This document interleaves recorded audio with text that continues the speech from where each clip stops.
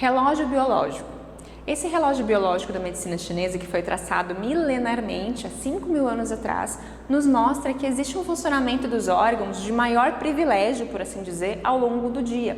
Então, existem algumas horas que aquele sistema, aquele órgão está funcionando na sua máxima potência e algumas horas em que não está funcionando muito bem. E a gente entender isso, sincronizar a nossa vida e nossas ações, nossas funções orgânicas com o relógio da natureza vai levar a uma otimização do Qi, da vitalidade do nosso corpo. Vamos começar então pelo primeiro meridiano, o meridiano despertar. Então esse primeiro meridiano das 3 às 5 da manhã é um meridiano de pulmão. Por que aqui está o meridiano de pulmão?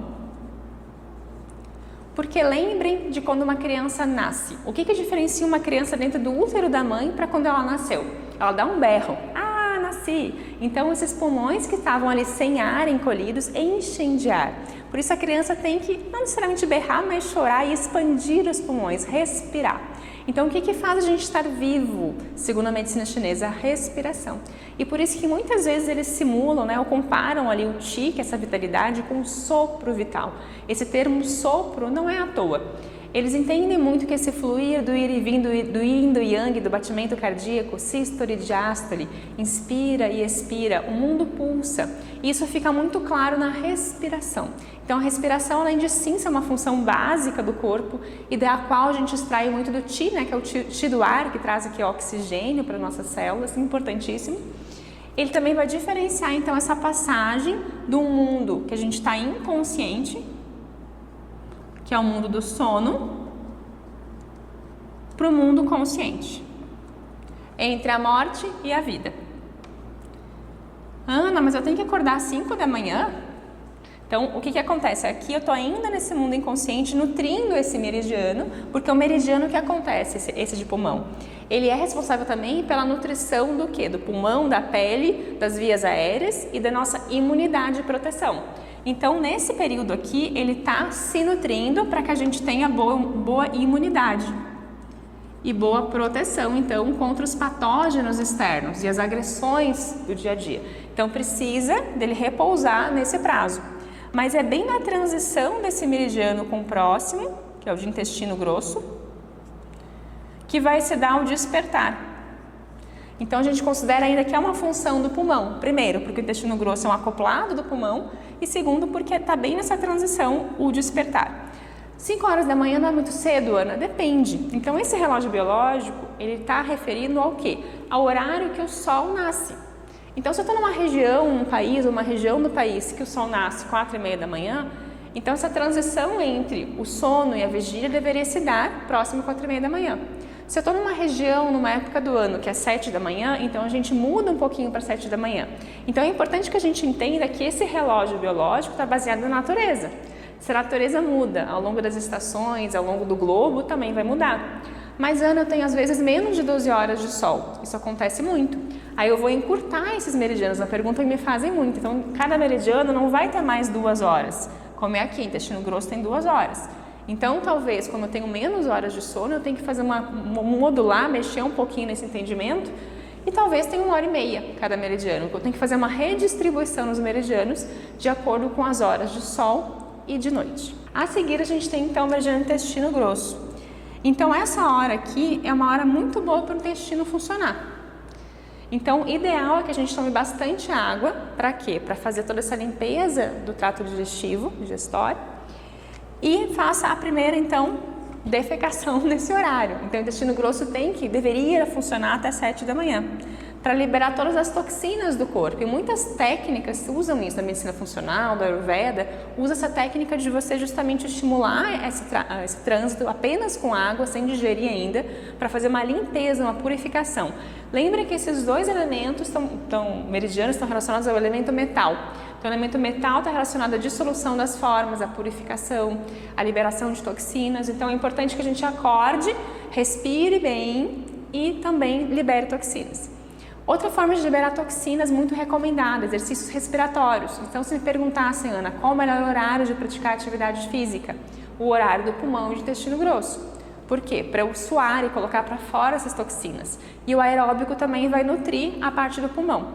Então, especialmente exercícios de respiração, como os Qigongs, Yoga, e exercícios respiratórios, como corrida, natação, o melhor horário do dia seria esse. Mas, Ana, eu não consigo esse horário. Não tem problema, isso é só um indicativo que se você fizesse esse horário, alguma técnica, pelo menos você acordar de manhã, tomar consciência da respiração, respirar algumas vezes, fazer os exercícios que eu vou propor aqui no último módulo, esse é o melhor horário de praticá-los, porque você acorda o dia mais consciente e ativando essa energia do pulmão. Os próximos 2 meridianos são meridianos relacionados ao metabolismo e à digestão. Qual elemento que é? Lembram? O elemento terra, da metabolização, da digestão dos alimentos. Então, a gente vai começar pelo meridiano de estômago, que fica entre 7 e 9 da manhã. Então, qual a melhor hora de comer? De receber o alimento? Entre 7 e 9 da manhã. Então, o horário que ele está pronto ali para receber. Então, o desjejum, ele é muito bem-vindo nesse horário. E entre 9 e 11, a gente tem aí o baço pâncreas. Baço pâncreas também está relacionado com a alimentação, mas está relacionado, esse aqui mais com a recepção do alimento, porque é a primeira via do nosso trato digestório, e esse outro sim mais com a metabolização desse alimento, com os processos. Então, o indicado é o quê? Eu receber, fazer uma alimentação bem farta, por assim dizer, entre 7 e 9 da manhã. Aqui eu posso complementar com um pequeno lanche, mas aproveitar justamente a energia do baço pâncreas para digerir toda aquela alimentação que eu fiz até 9 da manhã. Por isso que a gente fala, né? Coma como um rei de manhã, depois almoce como um príncipe, depois como um mendigo à noite. Então, a mesma teoria da medicina chinesa, que você tem que comer alimentos muito ricos, ricos em lipídios, em proteínas, em carboidratos, uma alimentação bem plena. E nessa hora que você deve usar um pouco do sabor doce, porque o sabor doce rege o baço pâncreas e estômago. Então, se você aplicar um sabor doce nesse horário, entre 7 e 9, 9 e 11, como mel, frutas, frutas secas, isso vai ao longo do tempo reduzindo aquela fissura por doce. Então, os pacientes perguntam, tem um ponto para a fissura do doce? Que hoje é um problema das mulheres, mas também de muitos homens, quase que mundial, porque o doce ele vicia muito, né? Tem esse componente semelhante até a cocaína em alguns estudos, né? Então, esse doce vicia, como é que eu faço? Então, tem pontos, sim, tem pontos para controle mental, tem um pontinho bem enjoado no pé chamado BP1, mas o mais importante é que eu comece a inserir um sabor natural doce nessa hora, porque é como se ele ficasse já saciado, esse meridiano já ficou saciado, então ele não tem necessidade mais de me pedir doce fora de hora. E dessa maneira, progressivamente ao longo das semanas, os pacientes me relatam que vão reduzindo essa vontade, essa fissura de doce. Qual o horário do dia que circula com maior otimização o Qi, a nossa vitalidade, no meridiano de coração? É entre 11 e 13 horas, nosso horário de almoço. Lembremos que o coração é o órgão mais yang do corpo, porque está relacionado ao elemento fogo. Então, nós temos aqui a parte mais yang, o meridiano mais yang do nosso corpo. E junto com ele, o acoplado aqui, o intestino delgado. E nessa hora do dia, o que acontece? Nós estamos no chamado ápice do yang. Então, o sol do meio-dia é quando a terra está mais quente. Então, nós temos uma dupla yang. Nós temos o yang de dentro do corpo mais o yang de fora. Isso é um problema? O que vocês acham? É um pequeno problema. Porque se tem muito yang, o que acontece lá que a gente viu lá no passado com as relações do yin e yang? A intertransformação e também o consumo. Então, se eu estou muito yang, eu acabo consumindo o quê? Meus líquidos vitais. Eu fico eu somo o yang, que é da comunicação, que é da atividade. Então, eu posso o que acontecer? Eu posso sobrecarregar meus sistemas. Então, é isso que vocês têm que entender. Então, se eu somo algo que é meu, com essa influência exterior, eu sobrecarrego de yang meu sistema. E ele pode dar o quê? Um bug, por assim dizer, pifar. E consumir também a fração yin, porque lembrem que quando a gente tem muita atividade de um lado, a gente vai consumir, às vezes, a nossa outra fração, que é a água. O fogo consome a água, digamos assim. E aí o que acontece? Eu tenho, às vezes, muita prostração, por um lado, ou estresse de outro. Então, eu fico muito agitado e estressado por essa soma dos yang, ou eu tenho uma prostração muito grande nesse horário. Como é que eu faço para evitar isso? Então, de forma preventiva, por assim dizer, seria um horário em que a gente deveria repousar. E é o horário que muitas vezes a gente tem reunião, que a gente vai comer rapidamente um fast food ou comer num restaurante cheio de gente. Então, seria um horário perfeito para fazer uma soneca, para fazer exercício de meditação. Então, se você quer um melhor horário para fazer meditação, até para praticar também o yoga, se quiser, um excelente horário é esse aqui. E simplesmente se recolher um pouquinho, e mesmo que trabalhar com mais tranquilidade. para que não sobrecarregar o nosso yang. E a seguir a gente tem então o intestino delgado. O intestino delgado também faz parte do yang, do coração, do fogo, mas está relacionado com o quê? Também com a digestão. Então não é só o baço pâncreas e o estômago estão relacionados com a digestão. O intestino delgado também ele contribui na digestão, certo? E ele é inclusive do fogo, então ele tem muita energia, digamos ali, para fazer as metabolizações.